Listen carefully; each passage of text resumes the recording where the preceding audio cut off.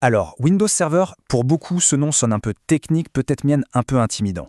Mais en réalité, c'est le moteur, le véritable cœur de l'infrastructure numérique pour n'importe quelle entreprise, de la toute petite start-up à la multinationale. L'idée aujourd'hui, c'est de démystifier tout ça, de voir ensemble ce que c'est vraiment et à quoi ça sert. C'est parti.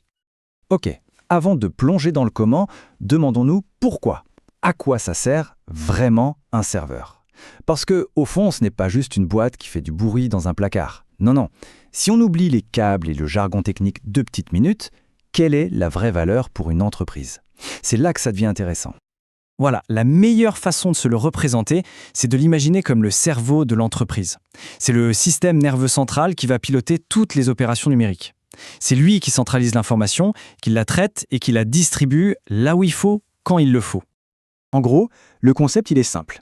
Un serveur, c'est un hub, un point central et surtout sécurisé. C'est l'endroit unique où on va ranger toutes les données critiques, gérer qui a le droit de voir quoi et faire tourner les logiciels essentiels. En somme, ça met de l'ordre dans ce qui pourrait vite devenir un sacré bazar numérique. Bon, alors par où on commence? Imaginons une petite structure, une start-up ou une PME qui démarre. Quels sont les tout premiers bénéfices concrets? Eh bien, ça commence toujours par la base, par les besoins les plus simples, partager des fichiers facilement et connecter tout le monde au réseau. Et voilà le premier pas, sans doute le plus simple, mais aussi le plus transformateur. Fini le cauchemar des fichiers envoyés par mail en 15 versions différentes ou des clés USB qui se baladent entre ses os. Non. Là, on met en place un dossier partagé central. Et ça, c'est juste fondamental pour être sûr que toute l'équipe travaille bien sur la bonne version d'un document.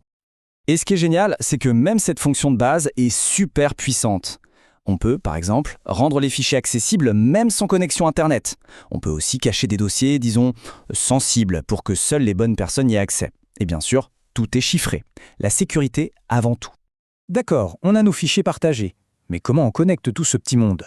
Les ordis, les imprimantes, les téléphones, comment font-ils pour se parler sur le réseau de l'entreprise? Eh bien, c'est le job d'un service qui s'appelle le DHCP. Imaginez un agent d'accueil super efficace. Dès qu'un nouvel appareil arrive, hop, il lui donne une adresse unique, sa place sur le réseau. Et tout ça, automatiquement. Bon, les choses se passent bien, l'entreprise grandit. Plus d'employés, plus de services, et là, une nouvelle question se pose. Comment on gère tout ça? Comment s'assurer, par exemple, que le service compta n'a pas accès aux dossiers stratégiques de la direction? C'est là qu'un outil absolument central entre en jeu, le fameux Active Directory. La toute première étape, c'est de dessiner l'organigramme de l'entreprise, mais en version numérique. On commence par créer ce qu'on appelle des unités d'organisation, ou UO pour les intimes. Ce sont juste des boîtes logiques.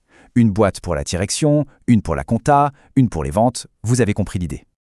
Une fois que nos boîtes sont créées, la suite est assez logique, non?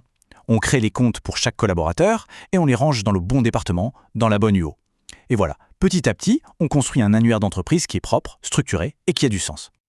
Alors, cet Active Directory, c'est quoi au final? Eh bien, c'est un peu le réceptionniste, l'annuaire et le maître des clés de l'entreprise, tout ça en même temps. C'est lui qui sait qui est qui a le droit d'ouvrir quelle porte et où sont rangées les choses. Il gère absolument tout, les identités, les mots de passe, les permissions, pour tout le monde et pour toutes les machines. D'accord, on a vu pour la PME. Mais maintenant, changeons d'échelle. Imaginons une grande entreprise, avec des filiales partout, peut-être même à l'international. Comment Windows Server arrive-t-il à gérer cette complexité? C'est simple, la structure est conçue pour grandir avec l'entreprise. On retrouve notre brique de base, notre fameuse UO, l'unité d'organisation. On s'en souvient, c'est le petit conteneur de base, parfait pour ranger un département ou une équipe. C'est le premier échelon de notre pyramide. Juste au-dessus, on trouve le niveau suivant, le domaine.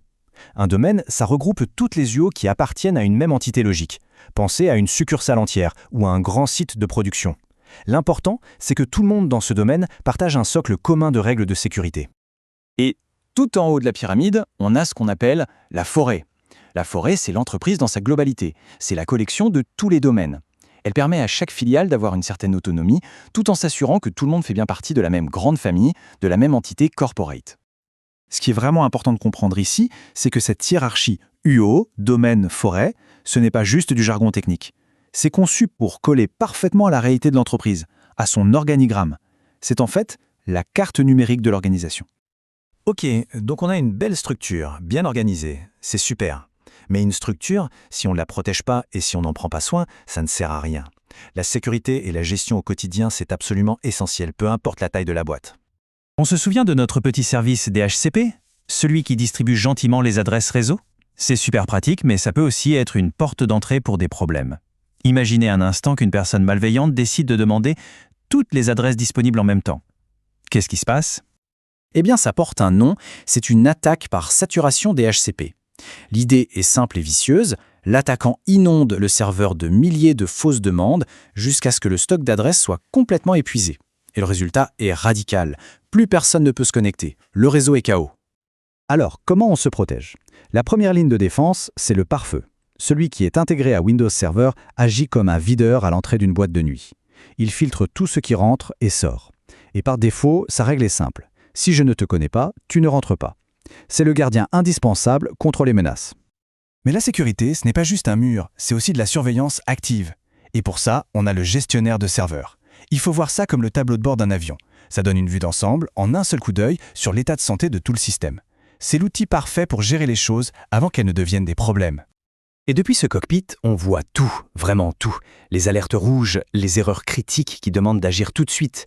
On peut vérifier que tous les services importants tournent correctement, gérer l'espace de stockage, administrer les rôles vitaux comme le DNS ou notre fameux DHCP. Bref, tout est là, sous la main, pour une gestion simple et efficace. On a vu le parcours. On part d'un simple dossier partagé pour arriver à piloter un véritable empire numérique. Finalement, la vraie question, la question stratégique, c'est celle-ci. Est-ce que l'infrastructure actuelle est juste là pour faire tourner la boutique aujourd'hui, ou est-ce qu'elle est prête à accompagner la croissance de demain? C'est sur cette réflexion que je vous laisse. Merci beaucoup.